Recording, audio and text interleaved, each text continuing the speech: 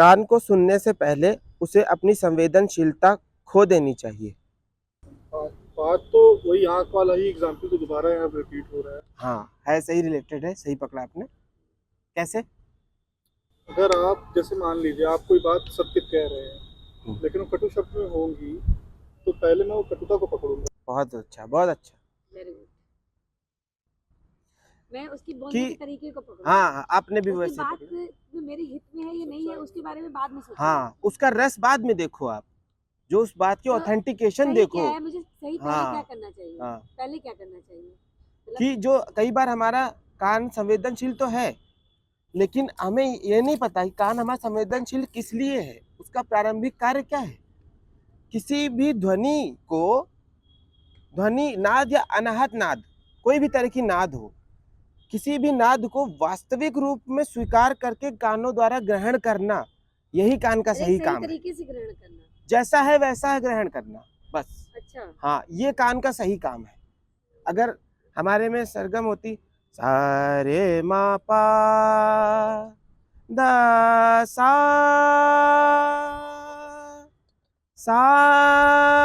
नी दा पा मा गा रे सा,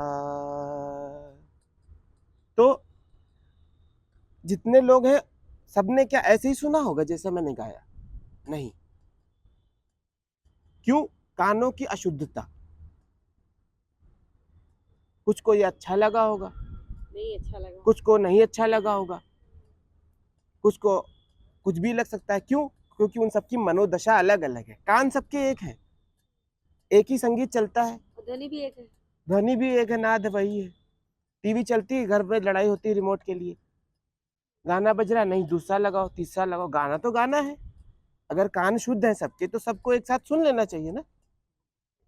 बोलिए, अपना अलग अलग क्यों चाहिए? क्यों चाहिए अलग अलग? क्यों? क्योंकि सबके कान शुद्ध नहीं है और उनकी जरूरत भी अलग है। जरूरत की तो बात अलग है। हाँ, आपका भाव सम होना चाहिए। क्योंकि किसी दुखड़े के व्यक्ति के साथ अगर आप भी पूरे दुखी हो गए तो उसका वास्तविक उपचार करने के लिए आप उसकी बात ही नहीं सुन पाओगे। उत्तेजना यानी कि उत्तेजित शब्द जो होते हैं, किसी के कोई मुझे मेरे लिए उत्तेजित शब्द बोलता है, उत्तेजित शब्द से लेके किसी भी भाव में वो बोल सकता है। हाँ, उसका कारण समझिए। भाव किसी में भी बोल सकता है। अगर किसी ने कुछ कहा है, आपको गाली दी है, तो आप उसकी गाली की आंच को न पकड़िए, उसके पीछे के कारण को पढ़िए कि आखिर ये बंदा उबला क्यों, इसका कारण क्या था। कहीं ना कहीं हमसे कोई लकड़ी पड़ गई होगी इसकी आग में कि ये जल गया, या कुछ भर के बैठा होगा। हाँ, इसके बारूद में हमारी तीली की रगड़न आ गई तो ये जल गया। यही शुद्धता अशुद्धता के कारण सारे झगड़े होते हैं धरती पे। तो कानों को संवेदनशीलता खो देनी चाहिए। संवेदनशीलता जब खोएगी, जो अतिरिक्त जो हम कानों को सुनते हैं, तो कई बार हम वो सुन लेते हैं जो नहीं सुनना चाहिए। कोई कुछ बता रहा है मतलब से अपने आप से सुन लिए, इसका ये मतलब होगा, वो मतलब होगा। जो जैसा है उसको वैसा ही जानना। कभी कोई अपने बारे में अच्छी बात कह रहा होता है और मैं उसे निगेटिव पॉइंट से देख रही होती हूँ, तो मैं ये सोचकर सुनती हूँ कि ये मेरे लिए गलत बोल रहा होता है। मतलब उसको मैं गलत सोच के बोलती, भले वो मेरे लिए अच्छी बात बोल रहा हो, तो मैं अपने से ही तय कर, मतलब मैं सामने वाला जो एक पर्सन होता है वो अपने से ही तय कर लेता है कि ये निगेटिव बंदा तो निगेटिव बोला। कभी कभी निगेटिव बंदा भी पॉजिटिव बोल रहा होता है। हाँ, सही बात है। लेकिन हमारे सुनने में मेरे दिमाग में वो बुराइयां भरी अब हमारी धारणा की वजह से हम उसकी अच्छाई नहीं देख पाते। मैं वास्तविकता नहीं देख बुराइयों को मैं इतना ज्यादा ऊपर चरम सीमा में पहुंचा देते हैं कि अगर सामने वाला हो सकता है वो पॉजिटिव हो गया हो, फिर भी हम उसे निगेटिव ही देखते हैं। क्योंकि उसके कल के काम की सजा आज देनी है। मतलब मैंने तो सोच ही लिया ये निगेटिव बंदा है। बिल्कुल। तो इसके और भी कई मीनिंग हो सकते हैं। आगे चल के हम लोग धीरे धीरे इसके और भी चीजें समझेंगे, नीचे उतरेंगे, और भी अहमियत इसकी गहराई में धीरे धीरे उतरेंगे। आगे सुनते बढ़ते हैं। गुरुओं की उपस्थिति में वाणी को बोलने से पहले उसे चोट पहुंचाने की शक्ति खो देनी चाहिए।